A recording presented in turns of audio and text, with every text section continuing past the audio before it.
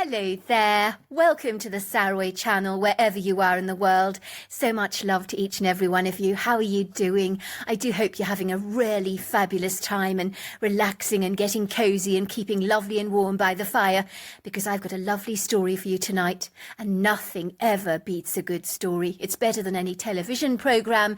It's better than anything else, because a story just touches the cockles of the heart. So before we get started, don't forget to subscribe to the channel. Click the notification bell and the thumbs up, and let's get started with tonight's story.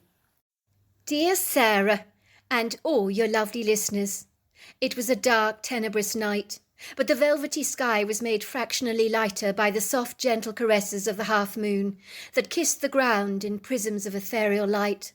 Perhaps the stars, with their twinkling ensemble, also offered a measure of illumination, for they were certainly glittering like diamonds in the vast silken expanse of the firmament.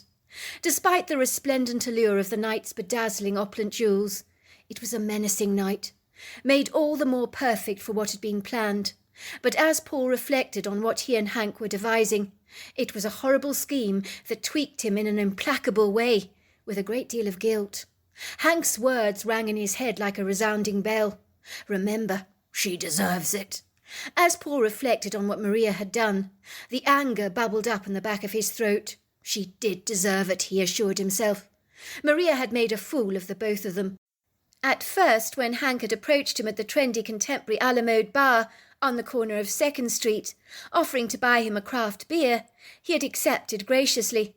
As for some unfathomable reason, he thought he knew the man. He appeared strangely familiar.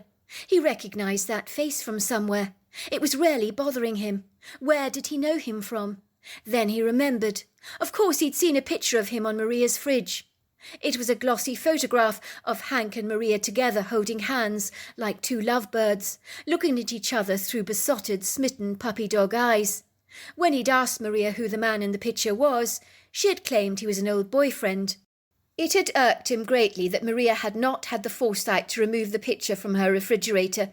It seemed odd to keep photographs of old boyfriends still hanging up. But he knew better than to express his disapproval. After all, Maria had assured him that they were exclusive. There was no point in rocking the boat, appearing jealous and insecure. But something about the picture troubled him. In the photograph she looked exactly as she did today. It didn't look like she was younger in that picture, as he would have expected from an old photograph. Even her bobbed blonde hair, with its kaleidoscope of red, blonde and gold highlights, looked exactly the same as it was now. If he knew anything about women, they changed their hairstyles regularly, even their colours and highlights. So why was Maria's exactly the same? Well, certainly he knew his mother did. She loved changing her look. But then maybe Maria sported the same look all the time, he told himself firmly. He was head over heels in love with Maria. He knew this even at only 18 years old. But that didn't matter. Age was only a number. A man knew when he'd met the woman of his dreams. Maria was a waitress at his favourite diner. One look at her when she was taking his order from him of a mouth-watering cheeseburger and chips, his heart began to do flip-flops. He had been looking forward to enjoying his meal that evening, as by all accounts he was starving hungry. But after first laying eyes on Maria, his famished appetite had suddenly dissipated like the steam from a kettle, while the tempting, delicious lure of the aromatic, seasoned, sizzling food had almost certainly lost its appeal. The whole evening his eyes had surreptitiously scanned the diner like a miniature hovercraft. He soon forgot about the burger on his plate, as with mesmerised eyes he kept his eyes pinned on the alluring waitress, who had seized his undivided attention. She was bobbing from one table to another like a little sailboat on a choppy sea, going up and down, taking the diner's orders. She was laughing and smiling brightly as she interacted with the customers. She wasn't beautiful, not even pretty really, but she was definitely striking. There was something about her he found terribly attractive. He wasn't sure exactly what it was, but she was certainly reeling him in like a fish at the end of a fisherman's line.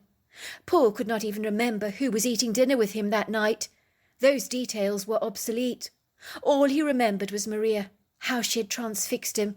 He had known he needed to have an interaction with her, but how? He sagaciously perceived that approaching her at this inopportune moment would not be expedient. She was busy bustling around like a frenzied bee, serving a very difficult, demanding crowd of hungry diners. Besides, she was probably used to being hit on by men all the time, so any overtures he made towards her would likely be dismissed as harmless flirtatious fun. She would brush off his advances, probably swatting them away like an annoying fly against the cheek, but with good humour, so as not to reduce the size of her tips. No, he needed to meet her in a more felicitous way without being too obvious. Over the next week he engaged in his personal surveillance, watching her comings and goings like a thrifty private eye. When he saw her going into the bookstore, this was his auspicious opportune moment to pounce on the unsuspecting woman, with the grace of a true seasoned gentleman. It had worked like a providential dream, with a bit of serendipity thrown into the works for good measure. It had turned out better than he could have ever anticipated or even envisaged. Maria had been looking through the fictional book section in the store, with its floor-to-ceiling bookshelves bursting with books of every kind. She was flicking over the pages, testing the book's desirability, which was something she always did, by skimming through the first few sentences of a novel. If she liked the flow and sequence of the author's words, she pretty much conjectured that this would be a book she could possibly enjoy reading. It needed to speak to her in a relatable language that she understood. Paul had boldly approached her, asking her if there was anything she recommended him reading. She had looked up at him in surprise, her green eyes locking in with his. For a moment it was like sparks whizzed between the two of them, like two bright sizzling sparklers that suddenly ignited. Paul was sure she'd felt it too, the electricity between them. "I don't work here," she explained. "I'm just browsing, accessing the books to see which one is worth buying." "I can see that, but you look very decisive, like you know what you're doing." "Really?" said the young woman. "That's kind of you to say so. I suppose I am quite decisive, really. I always know what I want. I can open a book, read a few sentences, and have a judicious sense of whether the book is worth spending good money on or not. I can smell the ones not worth buying pretty quickly." "Well, it's rubbing off on me already. Your decisiveness, I mean," Paul teased. "I've already made a decision right now of my very own." "You have you? Well, I must say that is decisive of you. Pray tell me what you've actually decided. You haven't exactly been looking at any of the books on offer." "I've decided that I would very much like to take you out to dinner sometime." She had flickered her eyelashes at him, letting out a cute little chuckle, which made the dimples on the side of her cheek favourably twitch. "Why not?" she said, her green eyes twinkling with humour. "My name's Maria, by the way. You are?" "The name's Paul, at your service," he said, making a mock salute. "You're funny," she giggled, opening her purse, pulling out a pad of paper, scribbling down her phone number. Even her handwriting with its sweeping angular curls was very intriguing. "Call me," she said. Paul folded the paper, put it in his wallet, ambled out of the bookshop, his legs almost skipping, he was so delighted. His heart began to do happy somersaults. He knew he had fallen for this beguiling woman from the very moment he'd seen her. Hook, line and sinker. Ostensibly the relationship had been steamy, romantic, hot and passionate in every regard. He was head over heels in love with Maria. She had affirmed to him she felt exactly the same way. So what could ever go wrong? Paul saw a future for the two of them, a bright future, a promising future, a white picket fence, 2 happy dogs, a lovely home, 3 children. As Paul sat at the bar with the stranger, thanking him for the craft beer he'd purchased for him, the young man introduced himself to Paul as Hank. "You and I have one thing in common," he said as he glugged down a sizable amount of beer, wiping away the foamy white moustache gathering above his lips.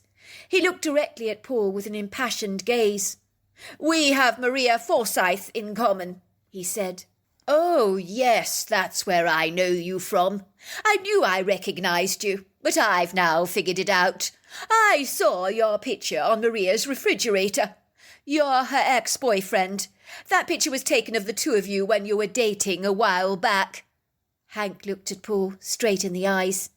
"Is that what she told you?" he said, raising his blonde eyebrows so they joined together like a long albino caterpillar. "I suspected as much." "What do you mean?" Paul stammered, not liking the sound of Hank's ominous words that insinuated thoughts he didn't want to think, words he didn't want to hear. He fiddled awkwardly with his beer glass, the cold biting his fingers, but he tapped them against the glass, while taking in deep breaths, bracing himself for what was coming, for in the depths of his heart, whatever it was, he knew it wasn't good. Hank appeared to be sipping the air, almost as if he was tasting it, rather like a snake with a forked tongue, trying to sense what he was going to say next, and the most appropriate and subtle way to say it. But there was no subtlety to his cheerless, injurious words, for they hit Paul painfully hard, as if he'd been stabbed and punctured by a sharp needle. "I've been going out with Maria exclusively," Hank told Paul in no uncertain terms. "Well, let's just say I thought I was, until I saw her coming out of the theatre 2 weeks ago, holding your hand, looking adoringly into your eyes like she does into mine. I've been spying on her ever since. I hate to say this to you, bro. We've both been had by her. She's been dating us both, playing us against each other." "You mean she's been dating you as well?" Paul asked, his heart now sinking like a huge rock, plunging, descending, dropping to the bottom of the ocean, sinking lower and lower and lower as it plummeted to the murky depths. "I'm afraid so, bro. Where did she say to you she was on Tuesday night 2 weeks ago?" "She said she was going to her parents' for the evening." "And what about 2 weeks ago, Thursday and Sunday? Do you remember then?" "She had heaps of studying to do." "She was lying to you, bro, I'm afraid to say. Those were the nights she was with me. She's been playing us both, bro, making a fool out of the both of us, making the very same excuses to me as she has to you, so that she can date us both." Paul could feel the disbelief engulf him like a large tsunami wave, tossing him under the water, squeezing the air out of his lungs so hard that the life-giving breaths of rich, valuable oxygen were sucked out of him, while every ounce of his body began fighting those forceful waves. He gulped the air, staring vacantly in space for a while. Then a new emotion surfaced, pounding him with a greater, more powerful force. Anger began to rear its ugly head like a great sea animal, bounding above the waves, thrashing its vast, voluptuous form frenziedly in the water. Never before had Paul felt the full gravity of such an incandescence that he did now. "I don't believe it," he said, staring at Hank in bewilderment. "But why? Why? She told me we were exclusive. She promised me we were. She told me she loved me." "Of course she did. She told me the very same thing, the little hussy. It's time for us to get even with her. No one has the right to make a mockery out of us like this." Paul was struck by how calm and controlled Hank appeared to be in the circumstances, when he was physically seething. "I can't believe you're not angrier," he said, staring at Hank in amazement. "I feel like I want to knock the stuffing out of Maria's sails." "Of course I'm angry, but I've had time to get my head around her betrayal. You haven't, so it's hit you harder right now. I was there where you are a few days ago, trying to soak in the true gravity of what Maria's done, to the both of us, of course." Me and Hank had subsequently made a plan to get even with Maria Forsyth, to teach her a lesson that she was unlikely to ever forget, to remind the little vixen to be very careful who you mess with. I was here now. It was dark in the cemetery. The untended grave stood crooked, contorted and warped, as the hands of time had not been generous to the old stones that were swathed in moss and lichen. The names of the deceased no longer legible on their surfaces, for the boisterous punneling winds of the windy season, along with the heavy rains, had eroded away the names with remarkable efficiency, and judging by the long grass that surrounded the cemetery, the lack of any fresh wilting flowers on the grave sites, it was clear to any casual interested observer that this graveyard had long been forgotten, extinguished from people's minds. The long departed were no longer remembered, as much like their erased names on the tombstones, they too had been forsaken, abandoned and ignored. This was the quintessential place for tonight's prank, that would invariably teach Maria Forsyth that playing around with two men's hearts, as if they're chocolate candies, is not a good idea, as melted chocolate can get very messy indeed. So Paul got to work digging a large grave. He was very pleased that it was a baleful, portentous night. It only added to the macabre atmosphere they wanted to create for maximum impact and dramatic effect. He glanced around the cemetery, staring towards a woodgrove of trees that framed its outer perimeters. Mature trees, as old as the graves, majestic, proud and tall, penciling their long sturdy trunks into the dark sky, their verdant boughs dense and black on this gloomy bleak night. They seemed hostile, uncongenial, as the wind whistled and howled through the trees, and a powerful sense of foreboding gripped his heart with an incongruous sense of eager anticipation of what lay ahead this night. The ground was thankfully not too hard or compacted. The earth was amiably yielding the benefits of the recent rainfall that hastened his digging significantly with a speedy satisfaction. He stared at the grave he'd dug, smiling victoriously to himself as he reflected about what he was about to do. Was it vindictive? Probably. But Maria had been treacherous, cheating on the both of them. Some people might say, move on, get over it, bro. But this was the love of his life you're talking about, that had delivered a treacherous blow to his heart, had betrayed his trust, vanquished his dreams by her duplicitous acts, using the two men as puppets for her own pleasure, toying with their feelings, abrasively robbing them of their hope for the future. For both men had been certain Maria was the one for them, but like mirrors their dreams had been shattered into thousands of shards. Revenge was a dish best served up cold. Paul gathered his wits about him, along with a bag of old clothes which he changed into swiftly, a pair of old jeans, a white cotton shirt, and a pair of old white sneakers. Then he found the sharp knife, along with the stage paint labelled fake blood, and white make-up to drain all the colour from his face. These incredibly important make-up products were invaluable tools that the well-informed woman at the costume shop, who knew a thing or two about realistic make-up effects, had assured him would work a treat. But you must use the correct kind of blood. It had to be brownish red in order to achieve the right effect. Paul covered his clothes with blood, spattering his white shirt liberally with the product, so he looked as if he'd been brutally stabbed and murdered with the knife. He then placed the knife strategically on the ground, covering it with the red liquid. It was after he'd prepared the masterful make-up effects. He sat at the grave waiting and listening intently, his senses sharpened like a dog on guard duty, almost as if his ears were pinned forward. For a moment he thought he saw a dark shadow crossing his path, but he must have imagined that, he thought, as it vanished and disappeared into the shadows, and was gone. Then he heard Maria's musical laugh, and her garrulous chatter. Even from here he could hear her words. "This is so cool! I love graveyards. They're so spooky." Paul climbed into a grave, lying flat across the ground in a crumpled heap, the dried blood covering his white cotton shirt. Hank hastened his approach, as he held Maria's hand very tightly in his. The wind whispered, the boughs of the trees shook, while flickers of moonlight danced across the grave, where Paul pretended to be dead, putting on a first-class performance that would have fooled the most hardened sceptic. He kept his eyes wide open, in a vacant, glazed look, remaining incredibly still. "I've got something to show you, Maria," said Hank. He led her towards the grave. "I noticed this man was hounding you, Maria, monopolising your attention, stealing the quality time we have together. So I eliminated him for you. What is his name? I think it's Paul. Yes, that's right, Paul it is." Maria's face grew white. Her eyes grew round with horror. "What have you done? What the hell have you done, Hank? Are you stark raving mad? Are you sick in the head or something? You can't go around killing people like this." "I did it for you, Maria. I got the pestering man out of your way and off your back.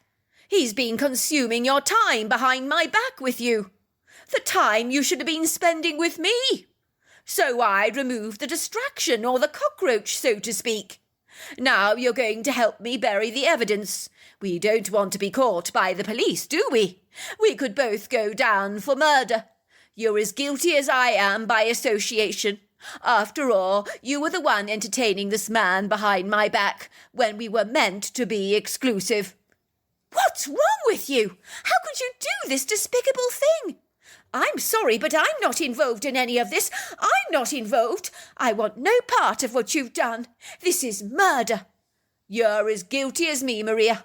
If you hadn't cheated on me in the way that you did, I wouldn't have been forced to be in this precarious situation. So you are as much involved as I am. You're going to have to help me bury the evidence, because you will go down for this with me. You're in as deep as I am. What the heck are you talking about? You murdered someone. I have no part in this. There's something seriously sick with you, Hank. At that, Paul sat up in his bloodied clothes, waving at Maria. Both Paul and Hank laughed mockingly at her.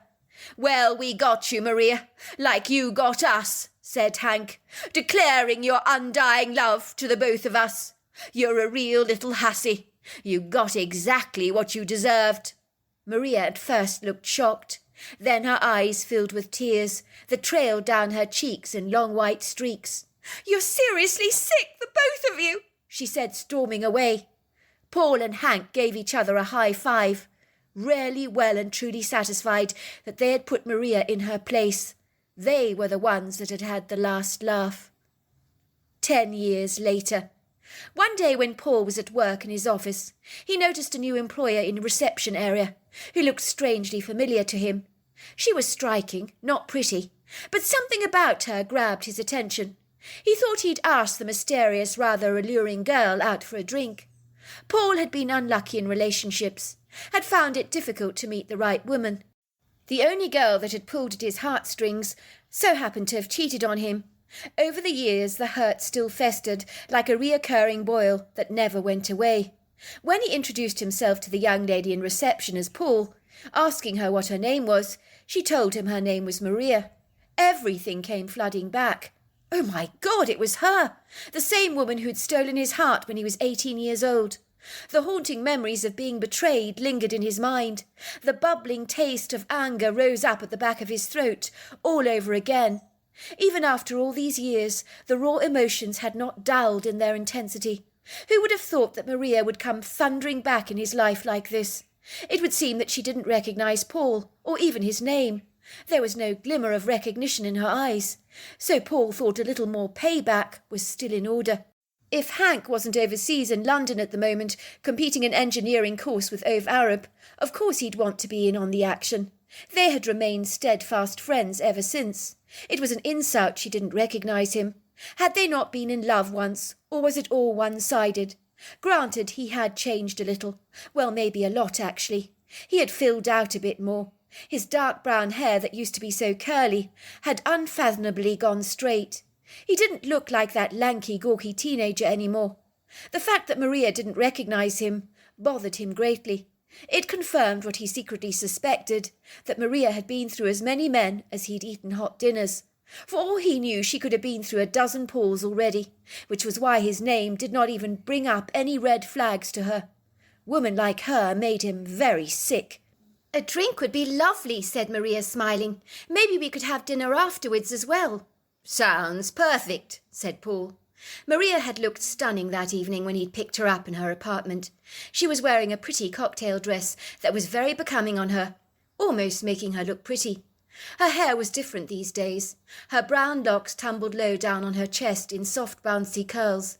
Her fair skin was as flawless as he had remembered it.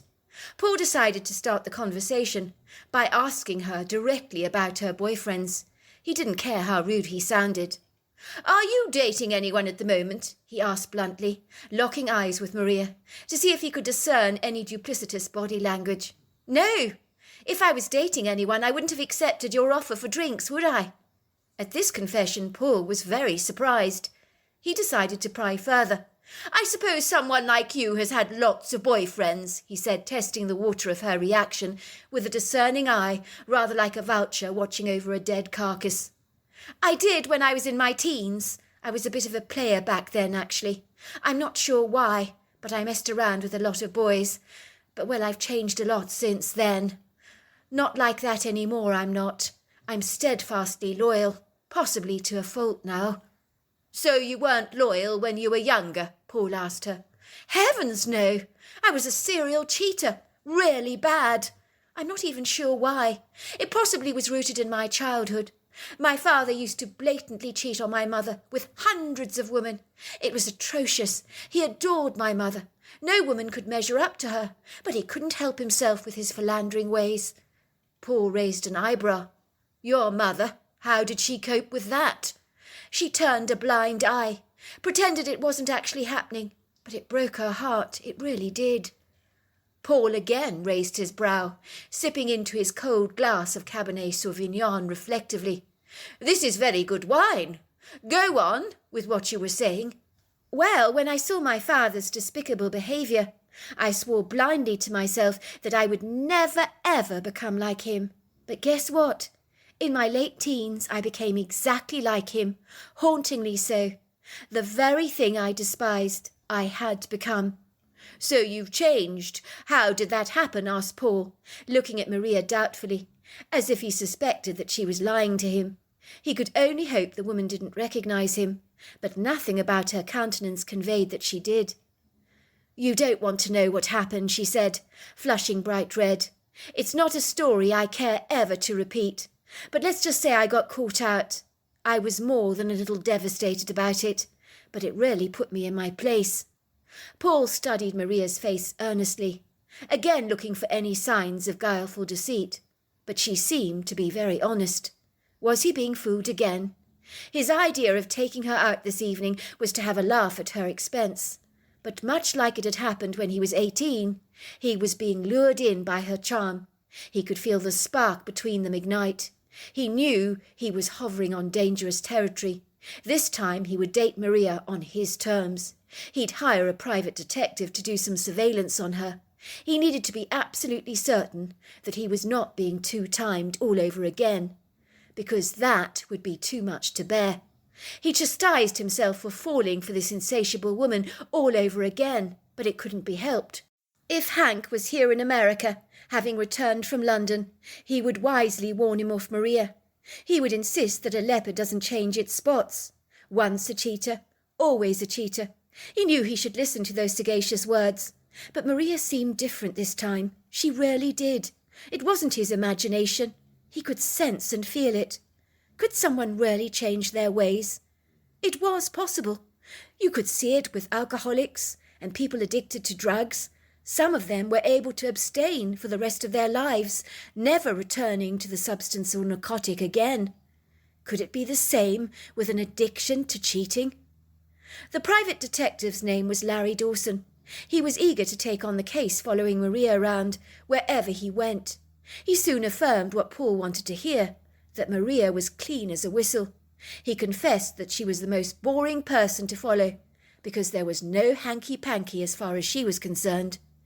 It was then that Paul felt confident to pursue the relationship with Maria, although there were still a few lingering doubts that would surface from time to time, as taunting whispers in his subconscious mind, reminding him of her previous treachery.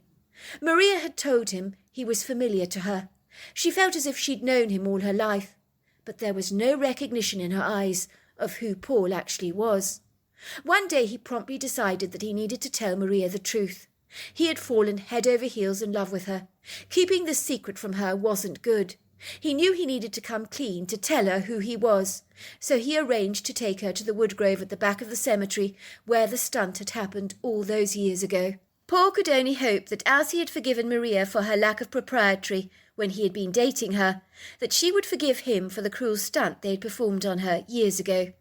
Paul prepared a fabulous picnic basket, filled with fine sparkling French champagne, smoked salmon and cream cheese bagels, chicken liver pâté and Melba toast, along with stuffed baby tomatoes, quail's eggs and olives, and then to satisfy the sweet tooth, apple and custard Danish pastries and chocolate truffles.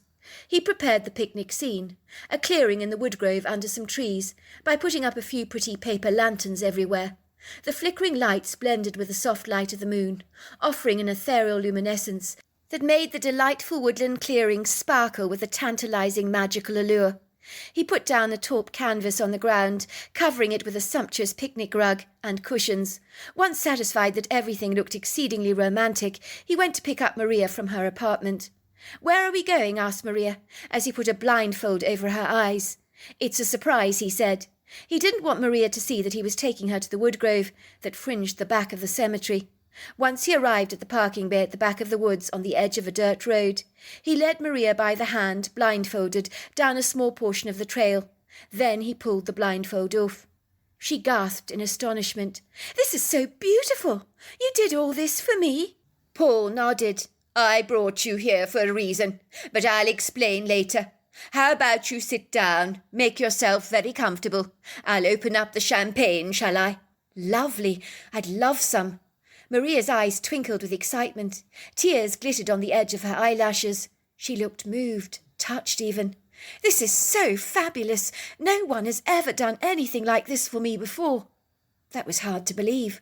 A woman in her younger years who had been through a plethora of boyfriends. Surely she had been wined and dined at lavish places, he thought. Paul bit his lip awkwardly, pondering over the graveyard not too far away, inwardly squirming at the idea of revealing who he was to Maria. Still, it had to be done. He didn't want any secrets between them now. Paul grimaced as he opened up the champagne, while the bottle popped. It was icy cold. Maria giggled. "Why are you pulling a face like that, Paul? You look positively churlish, wrinkling up your nose like that." The winds rustled as the magnificent trees of the Pacific Northwest, the red elders, the crab apples, the white oaks, moved up and down in a bobbing seesaw-like motion, almost as if an invisible child was bobbing at the end of their boughs. The leaves susurrated while the wind whooshed, picking up its speed, but it didn't matter, as the trees that surrounded the couple picnicking on the clearing provided a perfect windbreak. The picnic was absolutely delicious, but Paul tasted none of it, for his mind was heavy with the weight of his worry. Supposing Maria never wanted to see him again after he revealed who he actually was. He didn't allow his thoughts to meditate on such a terrifying prospect. Finally, he summoned up the courage.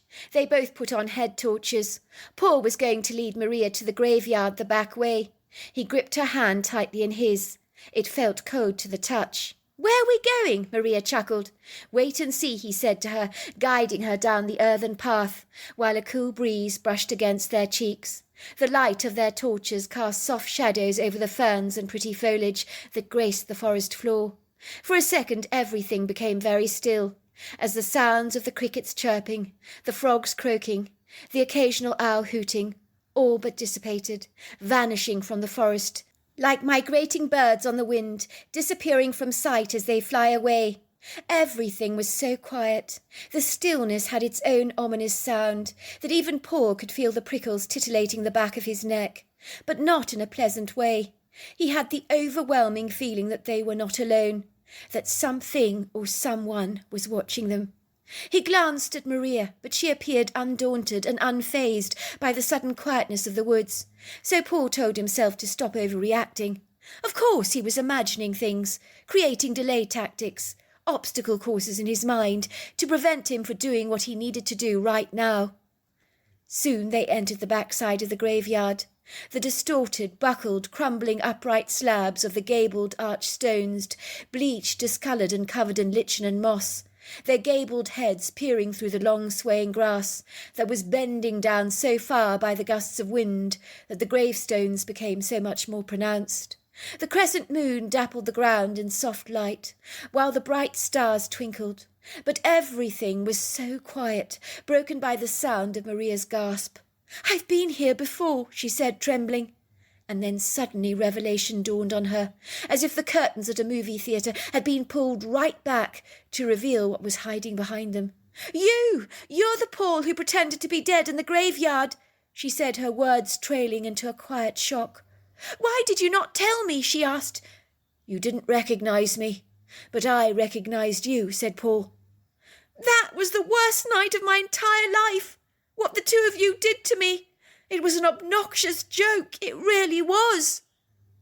All of a sudden, both Paul and Maria looked up, convinced that they were not alone.